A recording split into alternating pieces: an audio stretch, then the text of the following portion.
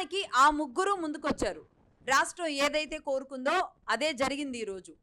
CBI report ఇచ్చిన తరువాత జరిగిన గందరగోళాలన్నింటికీ చెక్ పెడుతూ టీడీపీ అధినేత చంద్రబాబు నాయుడు గారు, జనసేన అధినేత పవన్ కళ్యాణ్ గారు, అలాగే బీజేపీ రాష్ట్ర అధ్యక్షులు మాధవ్ గారు, మేము ముగ్గురం ఒక్కటే, కూటమి బలంగా ఉంది, మా ముగ్గురి మాట ఒక్కటే, జరుగుతున్న వివాదం వాస్తవం, దీనిని చెప్పలేక కొన్ని అంశాలను బహిర్గత పరచలేక ఇబ్బంది పడుతున్నామే కానీ తప్పు జరిగిన మాట వాస్తవం, తప్పు చేసిన వాళ్ళని క్షమించే ప్రసక్తే లేదు అన్న విషయాన్ని ఇవాళ ఈ ముగ్గురు కూటమి నాయకులు మీడియా ముఖంగా, మీడియా సాక్షిగా చెప్పిన మాటలు ఏవైతే ఉన్నాయో వీటి కోసమే మొత్తానికి తెలుగు ప్రజలే కాదు స్వామివారి భక్తులంతా ఎదురు చూశారు అన్నమాట వాస్తవం. నిజానికి ఇది వాస్తవం.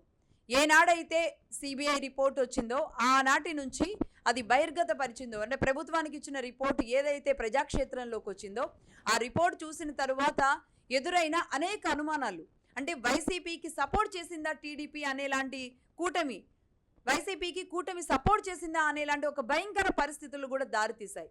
అదేవిధంగా ఢిల్లీలో ఎవరినో మ్యానిపులేట్ చేశారు, వాళ్లే ఈ రిపోర్ట్లో కొందరు పేర్లు రాకుండా చేశారు అనేలాంటి కొన్ని అంశాలు కూడా తెర మీదకి వచ్చాయి. అలాగే చంద్రబాబు నాయుడు గారు కాంప్రమైజ్ అయ్యారు అనే వచ్చాయి. అంతేకాదు వైసీపీ ఇంకో అడుగు ముందుకేసి కావాలని చంద్రబాబు నాయుడు గారు జంతు కొవ్వు అని చెప్పారు అనే అంశాన్ని లేవనెత్తాయి.